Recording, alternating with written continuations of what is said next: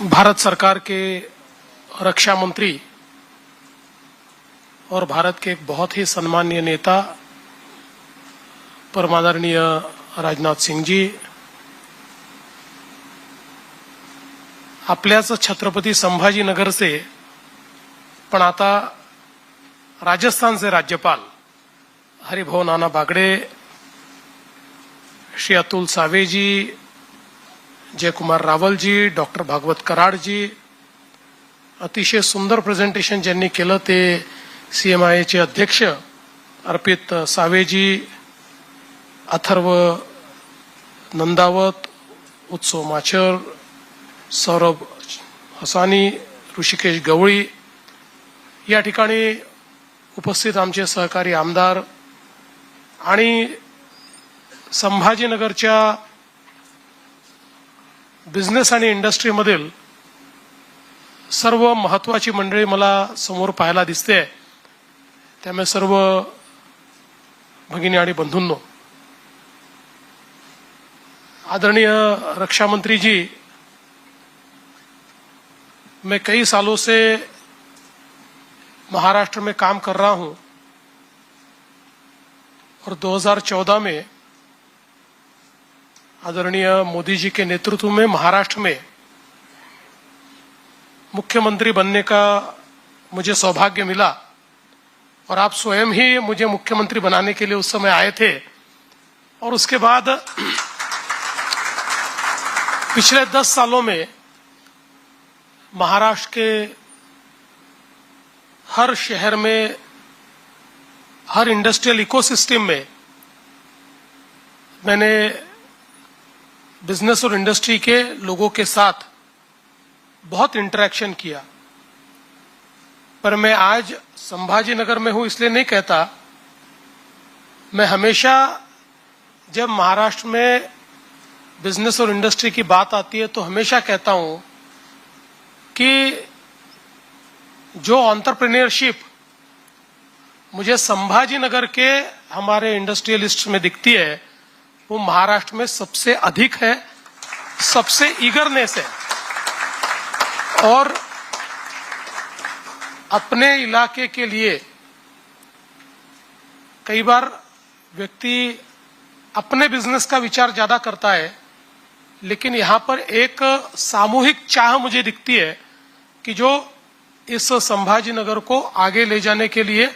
और इसको एक इंडस्ट्रियल मैग्नेट बनाने के लिए हमेशा काम करती हुई नजर आती है। और सीएमआई जैसी ये जो संस्थाएं है ये बहुत अच्छा कार्य इस सारे क्षेत्र में कर रही है। जब मैंने समृद्धि महामार्ग बनाने का निर्णय किया उस समय मैं हमेशा ये कहता था कि महाराष्ट्र का इंडस्ट्रियल मैग्नेट ये पुणे है, लेकिन अब ये इंडस्ट्रियल मैग्नेट शिफ्ट होने वाला है और ये इंडस्ट्रियल मैग्नेट ये संभाजीनगर और जालना होने वाला है।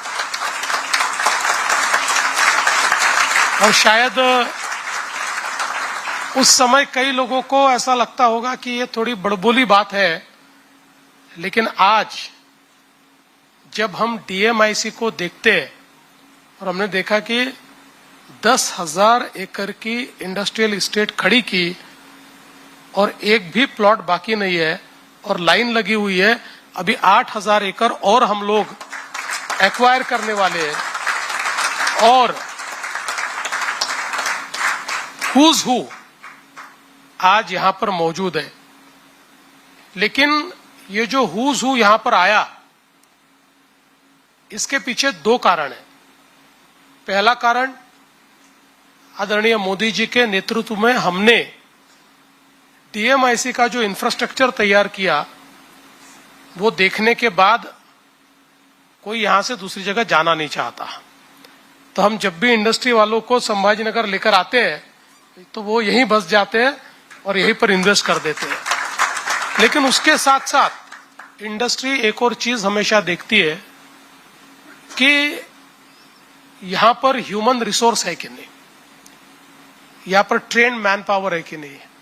यहां पर इंडस्ट्रियल इकोसिस्टम है कि नहीं। और संभाजीनगर के हमारे इंडस्ट्री ने इतनी अच्छी यहाँ पर इंडस्ट्रियल इकोसिस्टम तैयार की है कि आने वाले व्यक्ति को ध्यान में आता है कि मुझे जो चाहिए वो सारी चीजें यहाँ पर मौजूद है और इसीलिए यहाँ पर वो निवेश करके जाता है। मैं आपको बताना चाहता हूं कि टोयोटा के मामले में कर्नाटक उनको सारी चीजें देने को तैयार था, लेकिन हम लोग अंदर ही अंदर प्रयास कर रहे थे और उनके साथ बातचीत कर रहे थे और उनको कम से कम 4 बार उन्होंने ये इकोसिस्टम यहाँ पर आकर देखी और हमारे चाहे वो कराड़ जी हो, सावे जी हो, इनके से नेता हो या फिर हमारे इंडस्ट्री एसोसिएशन के लोग हो, ये भी उनके साथ पैरेलल इंटरेक्शन करते थे कि भाई आपको जो चाहिए हम देंगे और वो सारी इकोसिस्टम हमारे पास है। और एक प्रकार